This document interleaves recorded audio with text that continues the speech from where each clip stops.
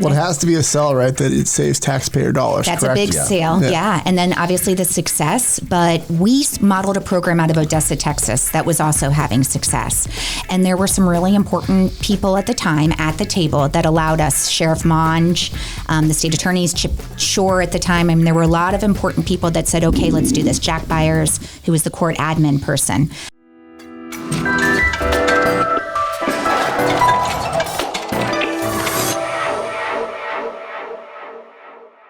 Hey, what's going on, Sarasota? As always, my name is Brad Hannon. Trey Martell. Felipe Colon. And we're back with episode number 110. It's crazy to believe it's been 110 episodes. Special episode. We've got Heather Todd and Megan Leaf from Teen Court, the Teen Court organization. How you guys doing today? Great. Thanks for having us. You guys want to introduce yourselves and your roles in Teen Court? Sure. It's too much for me, so. Yeah, no, I'm very proud to say Heather Todd, Chief Executive Officer of Teen Court. I've been there 26 years, 10 years in this role. So yeah, really proud Teen Court person. Megan?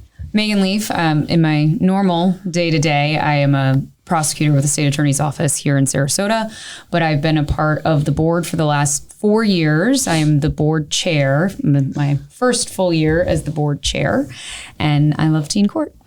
It's very exciting stuff to kind of unpack this, because the first note is you would think that it's like some type of juvenile court system, but it's really a nonprofit organization, right? That's actually making a difference, not just deciding what happens with these young people that made some mistakes. Is that correct to assume? Yeah. I love that you're starting with that, because so often people assume that we're part of the juvenile court system. Sure. And we're not. We are a nonprofit, and we go out in the community and we raise money and get donations and write grants and beg for foundations for money to support these young people. It's not. And then when the case is dismissed, it's when they complete the program successfully, it's dismissed. They don't have that record of a conviction or an arrest or a charge. And how does that differ from the juvenile court system? So in juvenile court, they have filed on that offense. They have been charged or they have been arrested. And if they are found guilty, they're going to be convicted. And a lot of kids or adults think that they're going to have that conviction off their record when they turn 18. And that's not the case. So it's that fork in the road, right? The kid commits a crime. What's the litmus test where they veer off to juvenile court versus teen court? Every first-time offender in this community, misdemeanor crime, gets the opportunity at teen court. Oh, wow. Yes. And sometimes second offenses. We can take as many as 3 offenses, but definitely the first time, usually the second, if it's a little bit different, still a misdemeanor. If they do, go big or go home with their choice, they're not getting the opportunity at teen court. They're actually coming to someone like Megan. And there are times where juveniles who are facing a felony offense, they can also be referred to teen court. So what Heather's talking about up to 3 is this idea of a civil citation, which will apply to misdemeanor offenses. But just because somebody commits a felony offense doesn't mean they don't get the opportunity. And in fact, a lot of the cases that come through that are dealing with what most kids are doing these days, vaping, smoking THC through a concentrated oil, if they were 18 and they get arrested for possession with that, that's a 3rd-degree felony. Oof. So there are a lot of cases that we get that do deal with felonies. And one of the great things about teen court is that we do have the discretion to decide this person deserves this chance. Maybe it wouldn't typically be a teen court offense that someone would think, but we have the ability to give these kids a chance. And there are times where somebody has been arrested and has been referred to the juvenile system and they're in juvenile court, but through the juvenile court system, either through my office, through a judge as a condition of probation, they can be given that chance of teen court as well. Now, what would you say the percentage of first-time misdemeanor teens that take advantage of this route for teen court? So in this community, first, I should say they have to accept responsibility for that offense. So if there's marijuana found in their pocket, they're like, yeah, that's mine. If they're caught stealing on camera, yeah, I did it. Sometimes a young person wants to fight that offense. Maybe they are saying, oh no, I didn't do this. Then they would go to juvenile court and they would fight it. But in this community, over 90% of the young people that are sent our way take advantage of coming to teen court and having a dismissal. So it's widely known known. It's widely known, yes. And the best part is that we work with Department of Juvenile Justice. So if they don't know about us, they're going to hear about it from them and say, hey, you have this opportunity. Why don't you take advantage of it? If someone's giving them good advice, they're telling them, hey, you should probably look at this teen court thing before you come over back to me That's right. to fight this case. That's right. But, Brad, you mentioned something people probably assume this is all about just the juvenile justice system. Sure. I actually had a different assumption. When I first heard of teen court, I thought it was more like a model United Nations, like moot court. That's right. I have a bunch of friends. I lived in D.C. One of my best friends was going to Georgetown Law, and I met like everybody there. Yeah. Well, not everybody. It's a big school, but Every single one of them. they thought I was on campus. Let's put it that way. Yeah. So moot court was a big thing. So that's what I thought it was until I learned, wait a minute, it's, actually this kind of diversion program. Pardon me if I'm using the wrong terms. But, That's the exact term. but I think part of the magic of the model is you've also got students who are not like facing offenses being part of that process. You want to elaborate on how that works? Absolutely. So 2/3 of that jury is going to be made up of volunteers. We go around to the local high schools and we recruit volunteers. Those hours can be done for Bright Future community service hours, certainly if they're interested in law, certainly if they just want a cool place to do volunteer hours that are in air conditioning. And then A lot of sitting. watching. Very nosy Rosie. They're hearing about what their peers are doing on and off school campuses. But yeah, 2/3 of the young people there on a court night are going to be volunteers. 1/3 are going to be those clients that come back to serve on a jury for other kids, just like these kids served on their jury. And that's kind of when the magic happens. When that client is sitting in that jury deliberation room with 2/3 of that room being full of volunteers, it's no longer cool to be boastful about what they're doing wrong. Now they're listening to kids that are doing things right, making good choices. Sure. And I saw some of the volunteers at the Michaels on East fundraiser, and they seemed like some pretty impressive young kids with bright futures ahead of them. You want to speak on that a bit? Yes. So every March, last year we gave over $20,000 in scholarships away to our graduating seniors. There were 18 students that received those scholarships, 3 of which had come through Teen Court as clients and continued volunteering with us. Now, do those ones have a special place in your heart? They the ones that do. are the clients that end up Absolutely. the success stories? Yes. And that they have my heart. The clients have my heart. The volunteers have the support at home. They got to Teen Court. Maybe a parent encouraged them. They have a relationship with a teacher. They got to Teen Court somehow. But that client came in, they probably came in angry, right? They don't want to be there. Their parents are probably Client angry. is an offender. An offender, essentially, right? defendant, This is a yes. okay, Yeah, it fair. is. It's much Making nicer sure. word, yes. 70% of the young people we serve are on or below the poverty level. So we don't collect fees on 70%. The 30%, the ones that live on Bird Key or Siesta Key, they are going to pay a court Pony up. cost. That's right, $50. I'll take your $50. I'm very happy you said that because Yes. people say, oh, what a coincidence. The people who commit these crimes have other problems in life. Right. You know what I mean? Absolutely. Yes. In that initial assessment, it's mental health counseling. Right. There's a foundation of why they're making these choices. Right. We have to get to the bottom or the root of their problems. It's not about that they were just fighting and, there's something going on that led them to make the choice that they made. I just highlight that because I feel like it's very easy. It's much easier for people to make that causal link when you're talking about kids. Yes. Right? Once they become adults, we tend to feel very differently about them. Absolutely. You know? And I'd rather pay for prevention than the intervention when they're an adult. Right. And, Absolutely. it makes a lot more sense. For Teen Court, a young person to come through Teen Court, it cost about $1,200, $1,500. For them to go through the juvenile court system one time in juvenile court, it's roughly $5,000. Wow. So we're saving this community $4.2 million approximately last year by operating as a nonprofit.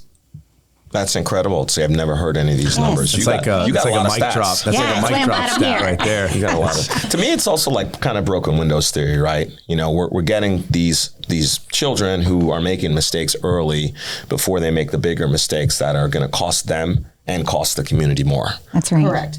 Yeah. Absolutely. And what can be really interesting about that is part of this where the magic happens in the courtroom where they're taking that acceptance of responsibility. What I always tell people is Teen Court is more than just the courtroom. It's everything that Heather just talked about because the services that they're able to provide does exactly what you just said, Felipe. It addresses the issue before they become adults and hopefully when we do our job right, which we do 90% of the time, these kids take accountability. They learn from their mistakes, and they understand that like they're not defined by one thing that they did. So when they turn 18, because under the law, we don't care. It's your age number. Now you're an adult. Those problems that you had at 17 haven't gone away, but we expect you to now behave as an adult. So those kids who have gotten those skills, when they become an adult, make these better choices and keep them out of a courtroom from having to deal with someone like me. When they don't even have the opportunity to do teen court any Exactly. longer. That's right. What age ranges do you guys accept? So we've had kids as young as 6. We've wow. only had, My a son's couple 6. hands. Isn't that that would crazy? Yeah. And it's usually No older way. siblings that have influenced their decisions, or they're out of control and the school doesn't have the support from the parents, which is why the young person's acting, why the kid's acting like that in the first place. And the school is just looking for support. We're in every high school and we're in every middle school in this community. We have staff 1 day a week, but so very rarely do we get elementary age. Gotcha. But we have, and we had a couple 8-year-olds last year, but primarily like 10 years old to 18. I love when we get an 18-year-old. It's the state attorney's office has to agree to give them to us, but they have to be in high school enrolled, or they have to have committed the crime when they were 17. But we do take 18-year-olds. Very interesting. I have to back up to the beginning. I mean, you're celebrating your 27th year. How long has Teen Court been around? We opened our doors in 1988. Okay. Well, So I'm not going to do that 37 years. math. Yeah, but, okay, 37. 37 Yes, years. yes. So Sarasota County only, or So we were the first in the state of Florida. We are a junior league project. Okay. They saw a rise in the delinquent crime rate locally, and they searched across the country for innovative ways to handle good kids that were making poor choices. We were the first in the state. Now there's about 52 across the That was gonna state. be one of my next questions. Yes, yeah. We are one of 2 that operate as a nonprofit. The rest go through their law enforcement agencies, the schools, or court admin. Gotcha. So there had to be some, I don't know, red tape around just the integration with the justice system, because you are a nonprofit, but you are, operating alongside of and parallel with the juvenile system, or just the court system, the prosecutor's office, and all of that stuff. What did it look like in the beginning days? Did we always did Teen Court always serve as an alternative to that, or was it integrated down the road? Well, it has to be a sell, right? That it saves taxpayer dollars. That's correct? a big sale, yeah. And then obviously the success, but we modeled a program out of Odessa, Texas that was also having success. And there were some really important people at the time at the table that allowed us, Sheriff Monge, the state attorneys, Chip Shore at the time. I mean, there were a lot of important people that said, okay, let's do this. Jack Byers, who was the court admin person at the time, which our golf tournament is named after. Felipe, I know you've played in our golf tournament. I do not. We want to call it play. He played. So yeah, I think He drank at the golf tournament. Yeah, he's been there. Right, that wasn't the point they were making. Well, no matter what beverage I'm consuming, okay? I don't have We time appreciate for your that. support, Felipe. So yeah, I think there were some naysayers, certainly when we've opened our doors, to say a group of kids can decide another kid's, consequences. So we had an uphill battle, but there were really caring people in this community that wanted to give this a chance. It was back in the day of kids are to be seen and not heard. And so to overcome some of the stuff. Miss those days. Yeah, with a 6-year-old teacher. Those were the days, Yeah. You mentioned consequences. So, these cases, if you will, these juries are deciding on real, consequences. What are the most severe, and what are kind of the, least slap on the wrist? And what's the type of- average? Okay, well, it's interesting because I have a math guy on my staff right now, and so he's been looking into some of that this summer. The average is 24 hours of community service and 3 jury duties that they get, but they can get as little as 8 community service hours all the way up to 50, and between 1 and 6 jury duties. The Justice for Youth by Youth court process is a really cool process, right? They come on Wednesday nights in Sarasota. We do it in Venice on Mondays, in Northport on Mondays, and we go year round.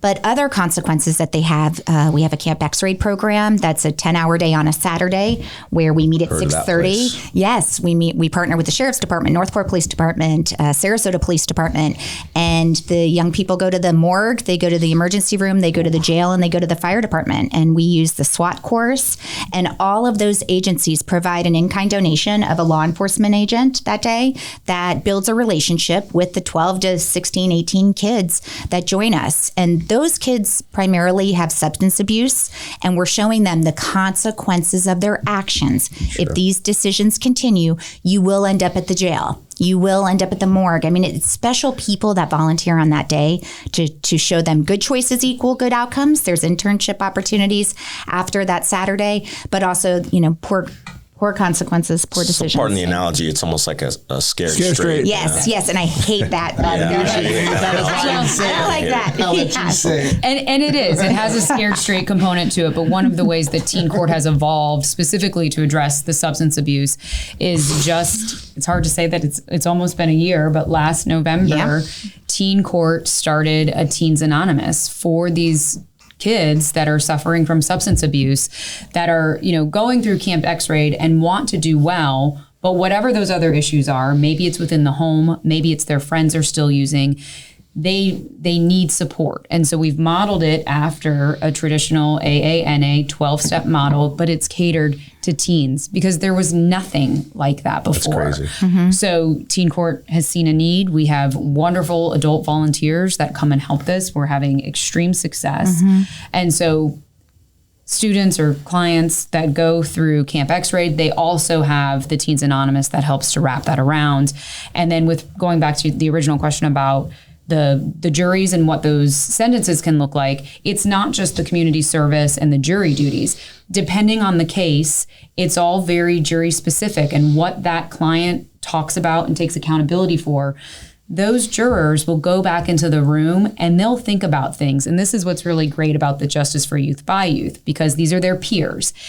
They all see through whatever the story might be. And if the questions aren't asked in the courtroom, the teens get it. And they're coming up with special consequences for what somebody's actions might be. So, for instance, we've had, some theft offenses where somebody indicated that the reason that they were stealing was because they needed to give a Christmas present to their sister. And so it was June. Possibly, yes. Christmas Okay. And so part of those special sanctions was like, okay, you're saying that you need money. Well, instead of going and taking things, you need to apply for jobs. And they required them to apply for at least proof of 3 applications to other places to make them do the work. And so there's lots of unique stories that come through where sometimes I listen to the sentences that come back and I'm like, these kids really thought about it. Yeah, they got it. They get it. And then the client takes it a little bit more seriously because it's coming from their peers as opposed to an adult that's just telling them, don't do this again. It's just funny that you call them clients because it's the only type of business or nonprofit that you want less clients, right? Yes. Like less clients, the better for you guys. That's right. Yeah. That obviously is serving a great purpose, but who represents these clients? I think the client is like the attorney's client. Right. Yeah, sure. So So it's our teen volunteers. So that's another part of the magic of the courtroom is that the only adult in the room, or at least that's participating in the court process, would be a volunteer judge like me. So a local attorney or a local judge within town that sits to volunteer, and we stay pretty quiet. We're there to rule on objections. It's our teen volunteers that are acting as the prosecution and the defense. And so, for instance, tonight, there's a court night tonight at about 4:00, like right now. These volunteers go to the teen court office and they start getting the cases that are going to be heard tonight. And they start deciding, okay, we're going to be the state on this side, we're going to be the defense on this side, and they begin prepping their cases. And the individuals who are representing clients or the defendants, they meet with them just like an attorney would. They conduct an interview with them, and they're trying to get some information from the client that's not necessarily on the referral source. Because what makes the court process different for teen court, like Heather said earlier, it's all about accepting accountability, and you're not contesting the facts. So it's really more of like a sentencing hearing where they're coming and saying, yes, I did this, but here's the reason why. And the defense is asking, give them a second chance, be lenient on them. And the state is saying, this is an opportunity, but they still need to be held accountable. So our volunteers are getting that personal story from the clients that's not written on the paper. Right. And that's how they're developing their questions of what's going to be presented to the jury of their peers. Because also, unlike a normal court, the defendant is the only witness. they're going to take the stand, and it's the defense who would ask the questions first, and the state does a cross-examination. No evidence No evidence. things like that. Yeah. No fact checking, just like this show. Right. As much as our volunteers who are, operating as the prosecutors will do their best in cross-examination, they don't have physical exhibits to confront them with and things like that. So it is a little different, but it serves its purpose. But effective. Now, I know this helps the kids, right? But do you have any crazy in-court stories? Hey, we're learning a ton about the Teen Court of Sarasota. If you want to know a little bit more about Heather and Megan, stay tuned for rapid fire questions fueled by food and beer. Good. My name is Heather Todd. I am the Chief Executive Officer of Teen Court of Sarasota. My name is Megan Leaf. I'm the chairperson of the board for Teen Court of Sarasota and also a local prosecutor. And this is Rapid Fire. 10 random questions, 10 specific answers, nothing off limits. This is Rapid Fire, fueled by food and beer.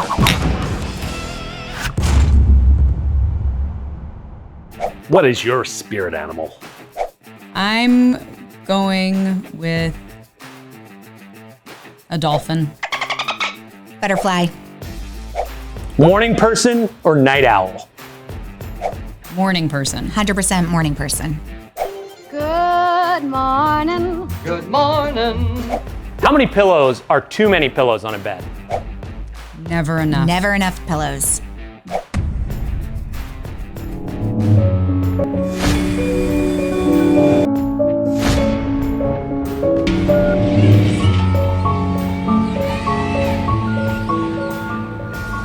In your opinion, which accent is the coolest? Australian. Australian, I second that. That's not a knife. That's a knife. Have you ever played a musical instrument, or do you think you're a guitar hero? Yes. Clarinet for 7 years.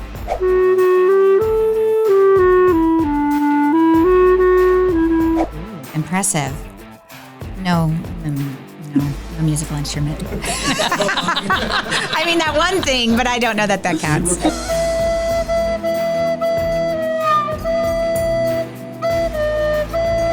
What's your favorite board game? Life. Be a winner at the game of life. Find a job. 100% Uno. What? Is it really a board game?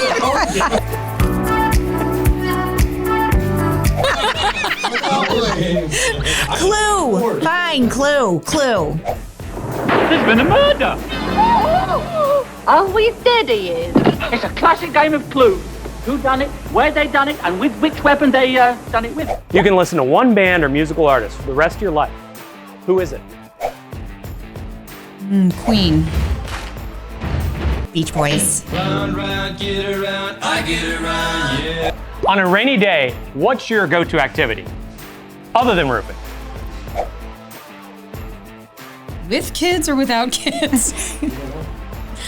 I would say by myself, binge watching something on HBO.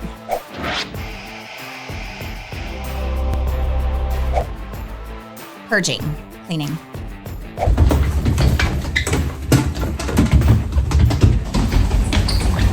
Would you rather be invisible to anyone that sees you, or would you read people's minds? Invisible. Invisible. It's gone. After, of course, eating food and beer, where's the first place you would take visitors in Sarasota besides the beach? Sarasota Art Museum. Farmers Market.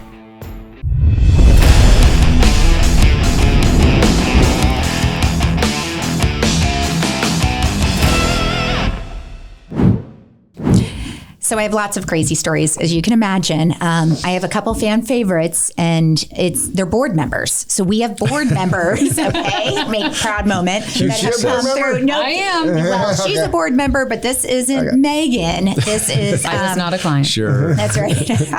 It is either Katie McBrayer Lynch or Stefan Campagna. I'm going to go with Stefan's. Katie shares her story often in the community, but Stefan, over 3 nights, broke into 27 different cars over 3 nights, 27 felony counts of auto burglary.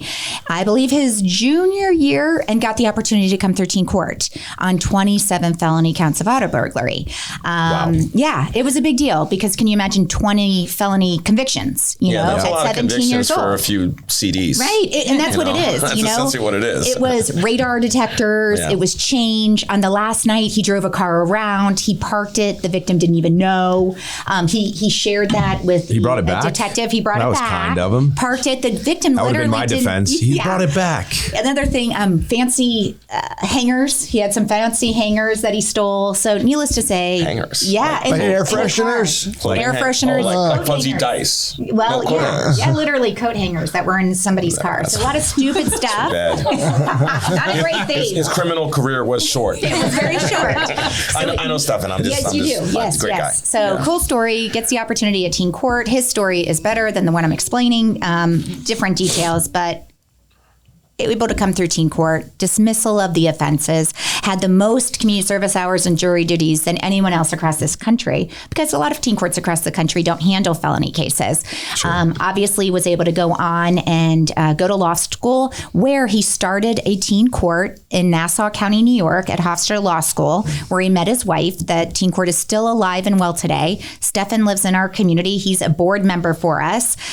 He takes on kids when I think that they need to fight something in court. He does it pro bono for me. Wow. Special man. But yeah, really cool story. 27 felony counts over 3 nights of breaking into cars. And he's a huge success. Huge now, success. So Huge cool. success. Yes. I want to bring it up before somebody else does and calls me out, but I was in the teen court system. Okay. I'm glad you admitted it, Brad. And listen, to be honest with you, I don't totally remember what it was. It wasn't, anything too crazy. And I do remember coming out of that with community service. I know that. Yeah. And I guess I've never been back in the system. That's so, right. it was a success for you guys. Yes. Thank you. But we all make bad choices. And that's why it is, important to have something like this. Yeah. And I can't believe that, to be honest with you, it's not something that's in every county across the entire country. But you said that there's 52 in Florida now? 52 in the state of Florida. Yes. And how about concentration of these just across the United States? Is it a pretty common practice at this point? Not so much. So I'm on the National Association of Youth Courts, and we're in definitely about 15 states, but I don't know that we have the numbers from every state. You know, I bet that they're kind of hidden in some other programs in some way, shape, or form. But we in Sarasota are pen pals. It's now Zoom pals, but pen pals with the Anchorage, Alaska program. Our kids get on once a month and Zoom with them. They watched our teen court session a couple of weeks ago via Zoom. So just some pretty cool stuff. They're making the same choices over there that they are here. Florida and Alaska, kind of different communities, right? Isn't that fun? Well, play devil's advocate and explain to me why the government wouldn't want a teen court-like organization. I think Department of Juvenile Justice, there's money to be made with holding programs inside of the Department of Juvenile Justice, for example, because we serve them. Maybe they don't get a certain amount of money for each child that's served. They don't count our kids. It was always, if you always followed the money, it was about that. They lose funding, lose jobs, things like that. Well, and let's be clear, the Teen Court in Sarasota is a nonprofit. These other teen courts of the state of Florida are not nonprofits. I think we're one of 2 nonprofits in the state. Yes. So even, for instance, just Manatee County, our neighbor to the north, that is connected through, is it through their clerk system that it's operated? Yes. So in different counties, it is connected to government funding already, and it runs differently. So for us, we're very unique in when she's talking about following the money, because grants that are coming to us are grants that we absolutely need to run the program, whereas DJJ, they may be getting additional just pure state funding simply because it's the Department of Juvenile Justice. So we work together, but there is a big difference. Understood. Do you want to go over some of the advantages of being a nonprofit?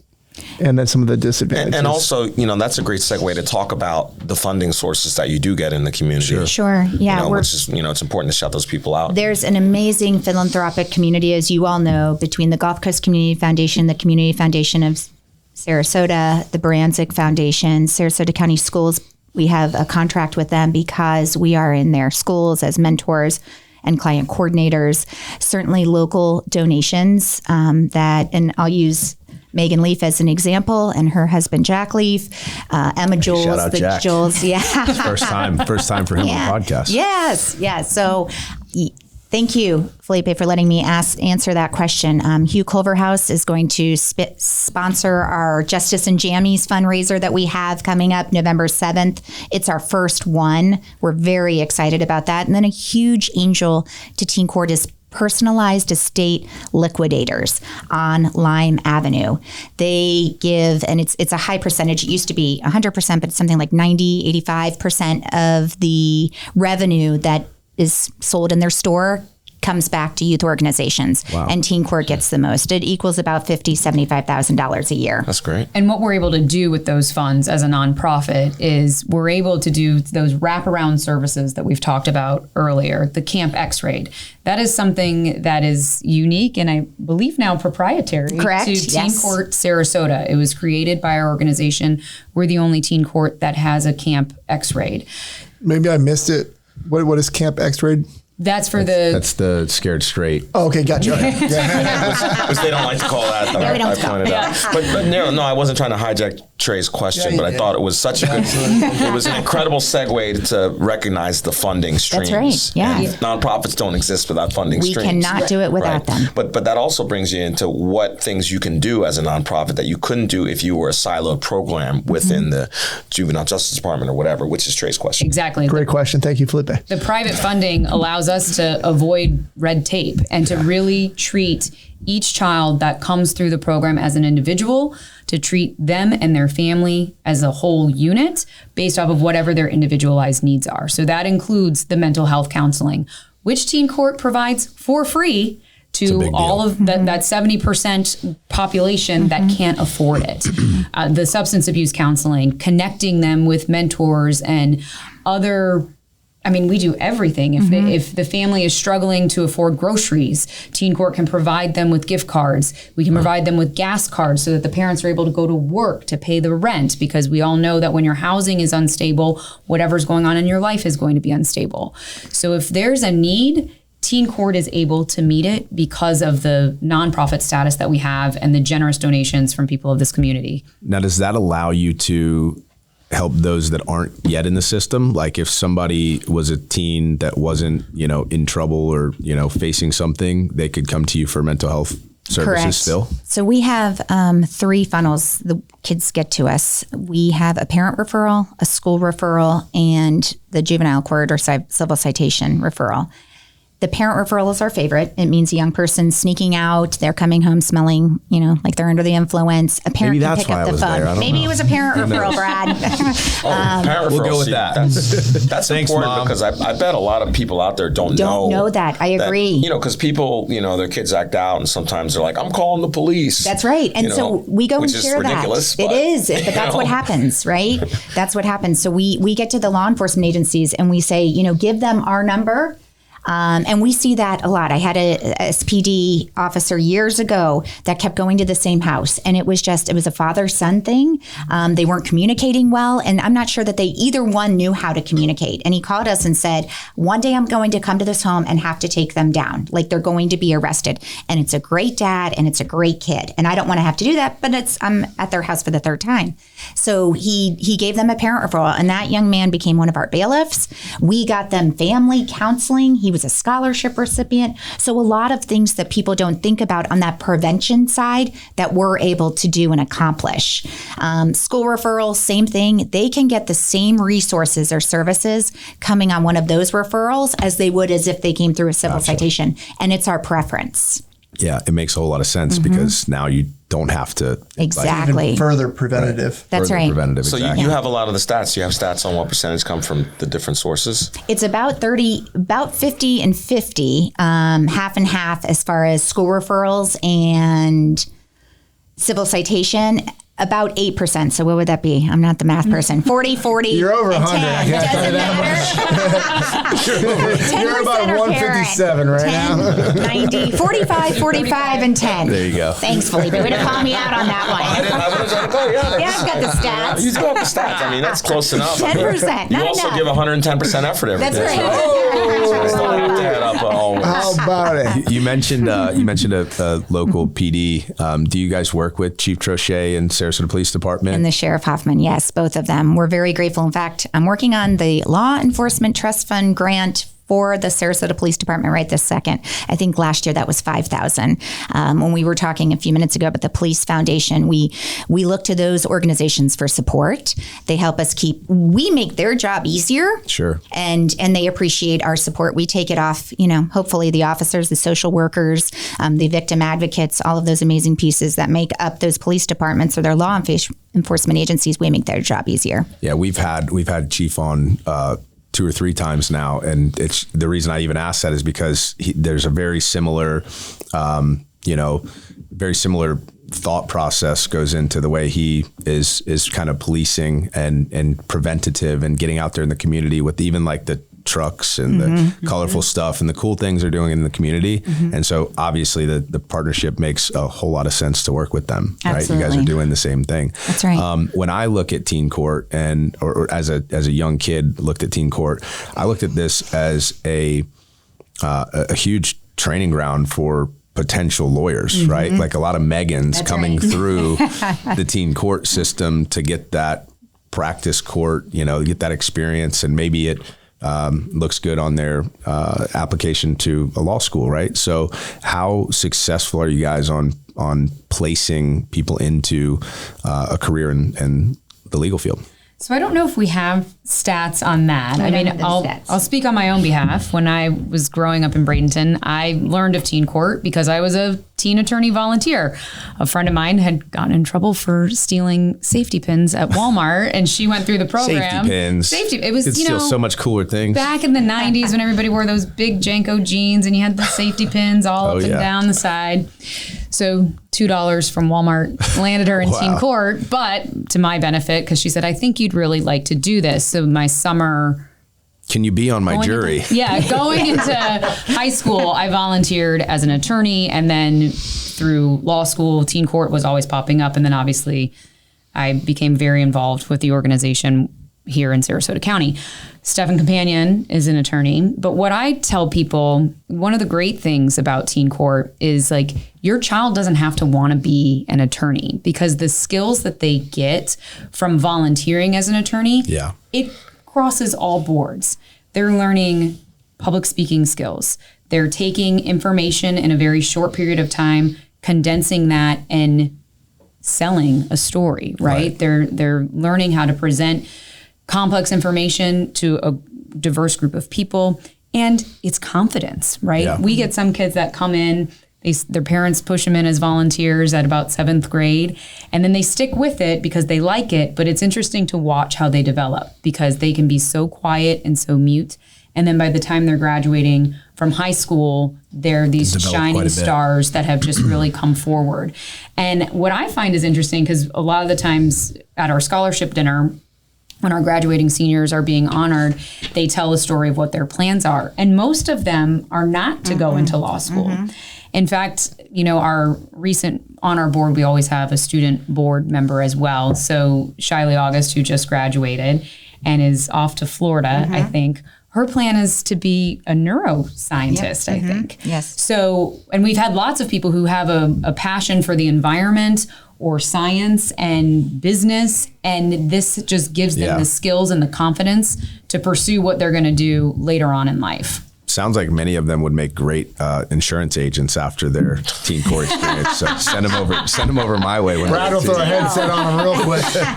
But it's also the whole you're doing this because you want to be a lawyer. There's lots of people involved in this criminal justice system, the whole justice system generally, who are not lawyers. Correct. Right? You've got the corrections side, you've got the paralegal side. There's lots of moving parts there. That's right. And I think a lot of our kids, they'll say that they like to volunteer with Teen Court because they like feeling like they're making a difference. And the things that our volunteers take away are those unique interpersonal connections that they have with a client and how they've helped them progress. Yeah, and I think we'd be remiss if we didn't touch on the impact of social media. I want to get to some Sarasota stuff after, but social media, in the last decade or so has obviously changed a lot of things. How has that change things for Teen Court, both on the positive and the negative? Because there's definitely some positives of it. Sure. Yeah. In my world, probably it outweighs the negative, outweighs the positive, I would say. I see a lot of the cyberbullying, which affects their self-confidence. We have had to develop a social media responsibility. We call it class, that we call healthy digital practices. Our kids don't understand, how important your digital footprint is, but they get on there and they're just, what do we say? Finger warriors or thumb warriors, and then keyboard warriors. Everybody jumped in bully, there. Yeah. They bully each other on there, and it's unfortunately then you have that young person that stands up for themselves, and now we're talking about it's a fight or a group of kids jump someone because of something that was said on social media.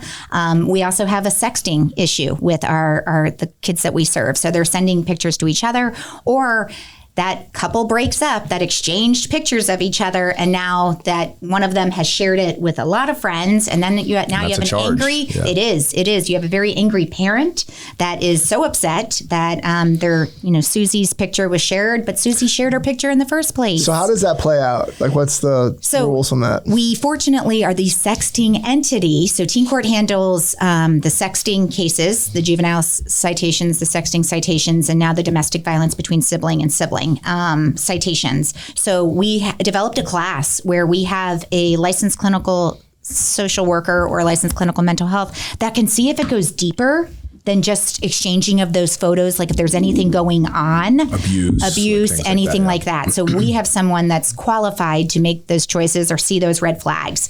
But then we also have a curriculum that just talks about the importance of, listen, it never disappears. I know Snap disappears, but it really never disappears. Nothing disappears. So I see that negative side of social media.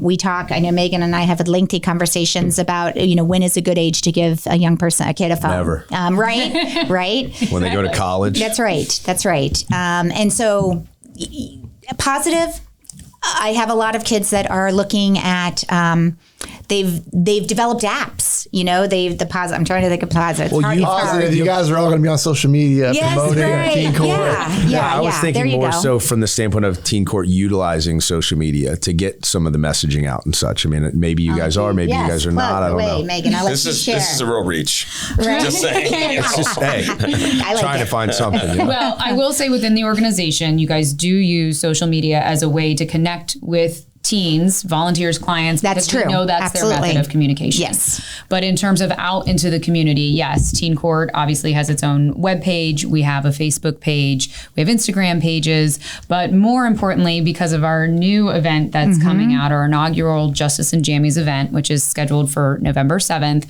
we are developing our social media sites even more to where we have specific event pages for the events that are going on for Teen Court. So you can follow Justice and Jammies on Instagram, there we go. On Facebook. We also have an event page through One Cause. Can you tell us why it's called that? Justice and Jammies. Well, is that a stupid question? Bet you there's going to be some pajamas. I would assume, but I didn't want to assume too much. Yeah. It's going to be Sarasota's swankiest slumber party. So think of a night filled with fun philanthropy where instead of getting dressed up in your black tie affair, you're going to put on your finest pajamas, get your hair done, put on some makeup, raise those paddles and raise money. You mean like the Playboy Mansion? No, No. Playboy. Not at all. Like, what other parties famous However, for having pajamas? For menswear, you could consider the very famous smoking jacket that I think Hugh Hefner always paired with his satin pajamas. But no, it will. This is a teens charity, so no negligees. Oh no, I wasn't even implying that. But I'm like, I can't think of any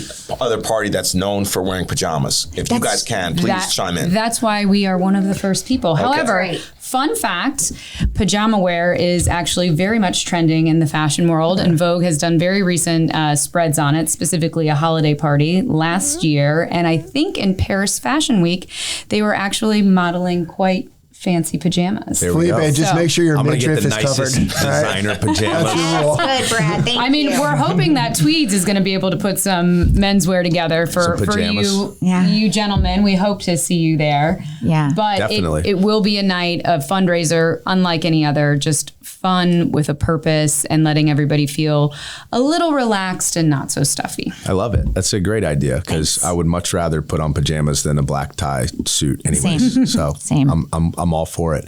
I want to kind of switch gears here. What I was going to say, let's unpack the event, but I think we just kind of unpacked it. Is there anything else that you want to talk about? We undressed the event. Yeah, we undressed the event for sure. We're staying robed. I want to give you guys a chance to brag about some of your stats on how much you help these kids and what you see as far as the percentages. Sure. So just keeping in mind the young people that we serve, 70% are on or below the poverty level. Over 40% have an immediate family member incarcerated. So when I tell you that we have a 90% success rate with the young people that we serve, that's very impressive. Yeah. They have stayed out of trouble after they completed teen court successfully.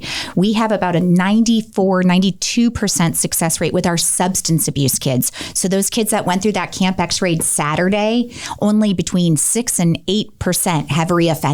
That's huge. That is huge. Particularly with the substance abuse clients or population. That's wonderful. We just did our recidivism study. We do it every summer.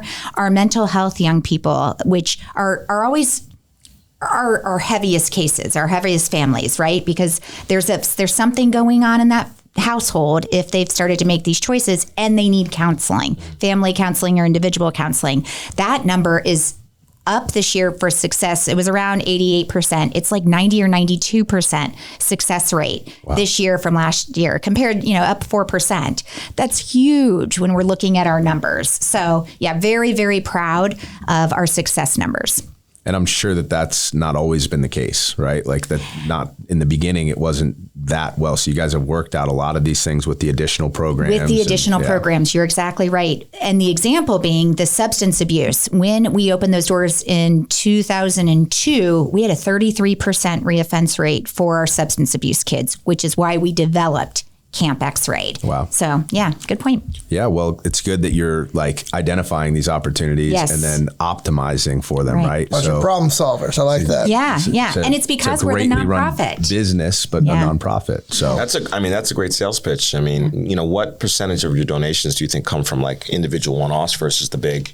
Or no more percentages? Nope, I've got you on this one, Felipe. I've got you on this one. It's like 33. Okay. So you're probably wondering where that 1% went, but it's 33% state and government. Nice little Venn diagram. State and government. So that 33% are our fundraising and our donations, and then 33% are the grants that we write, and the foundations are in the grants that we write. So 33. So it would be fair to say that 33% comes from individuals in the community. Like, that's right. I would think a lot of lawyers or attorneys, right? Not enough, Felipe. Not enough. Definitely not enough like registered agents. We'll go out there and twist some arms in the community. We need more guys in the financial world. We need more finance. Oh, yeah, Felipe. We sure do.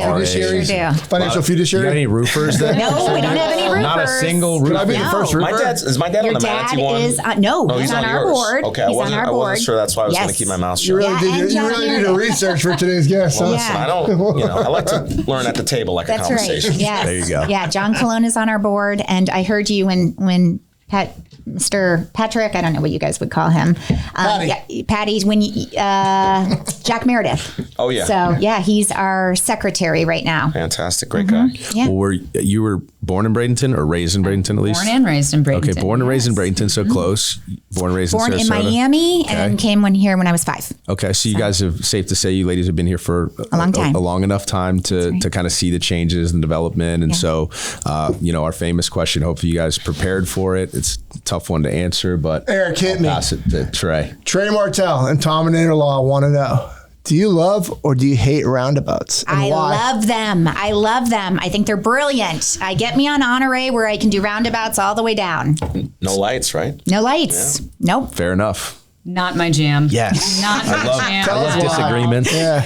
It's primarily because, sorry, snowboards, but unless you're coming from Massachusetts, nobody knows how to go around them.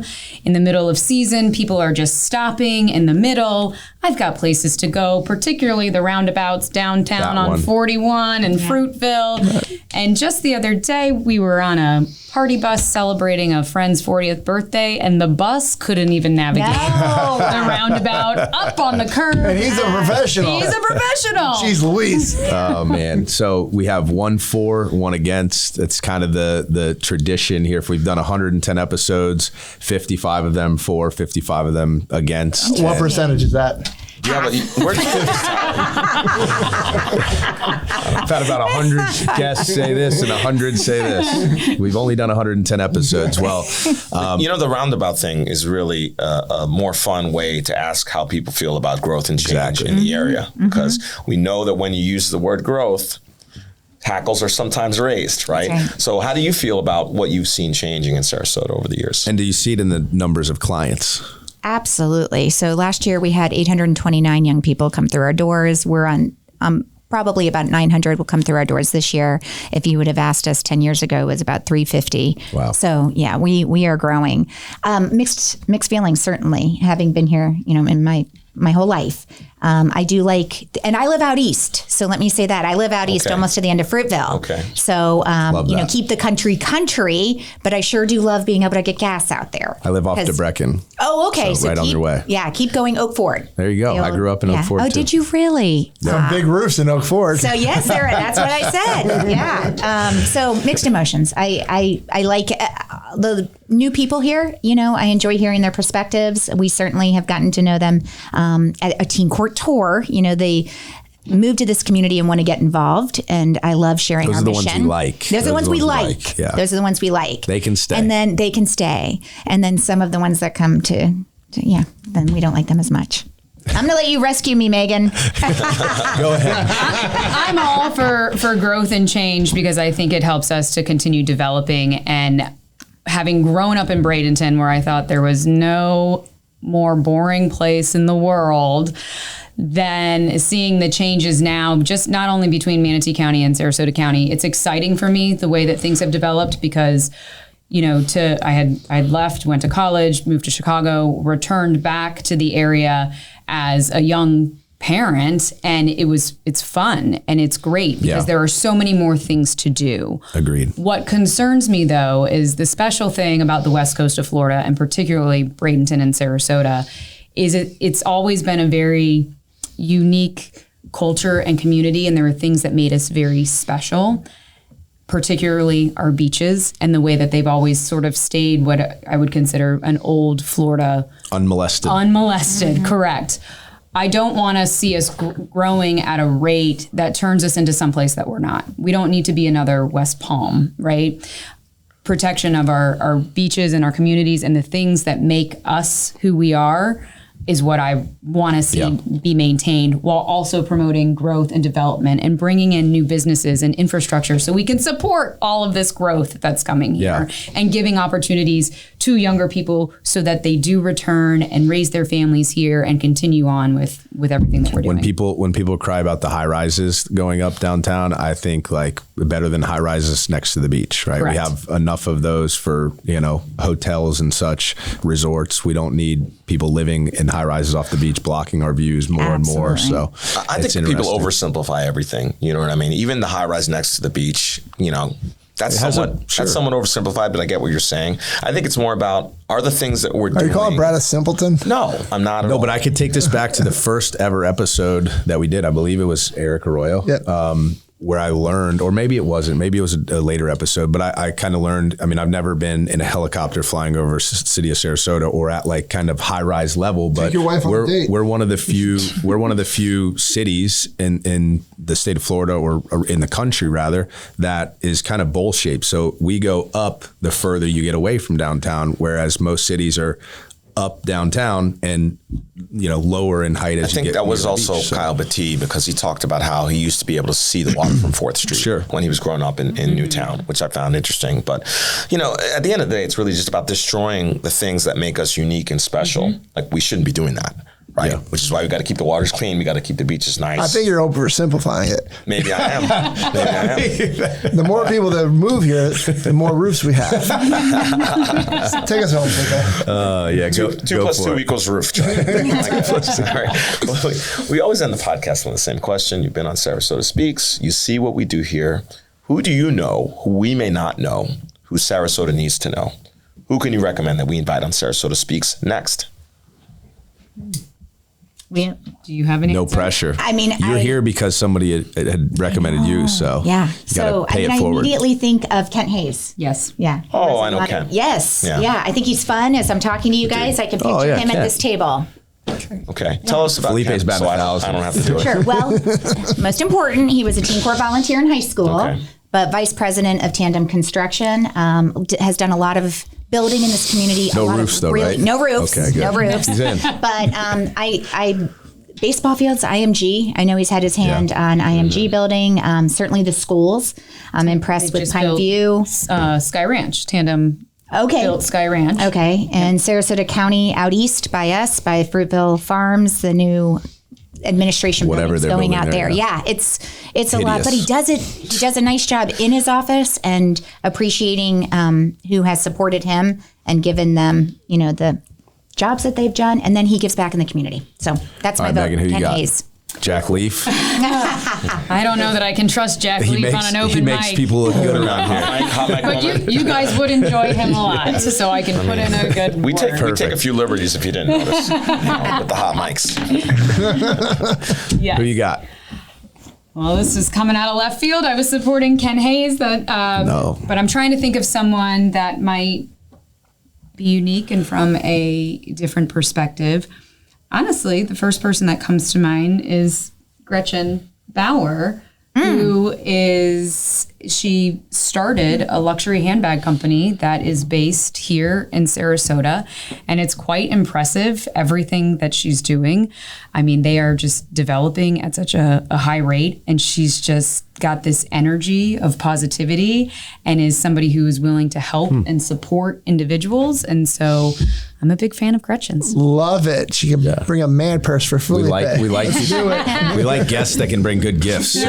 No, but that's a good one. Well, what are you going to bring us, a client? Yeah, right. You're going to bring us a juvenile. Yeah, bring a bunch of positive energy. We got some people to do community service with you guys. No, we love highlighting people who are doing things here that are unexpected. That's right. Sarasota is not Milan, it is not New York, and it ain't Paris. But you can start a fashion brand here. And I'll tell you, the bags that she has have been featured in all of those major cities. No kidding. So it's quite an interesting story and extremely impressive. And now she might have the opportunity to come on Sarasota SpeaX. Yeah, that's going to be a big one for us. Well, thank you so much, ladies, for coming on. Thank you for having us. If they can't join today for the Teen Court tour, we'd love to come by some Wednesday. And thanks again for coming on. It's a real pleasure to learn all of this stuff about a great organization. Thanks for having us. Yeah, thank Awesome. you so much. Great job, You guys guys. did a Thank great you so job. much. Thank you. Yeah.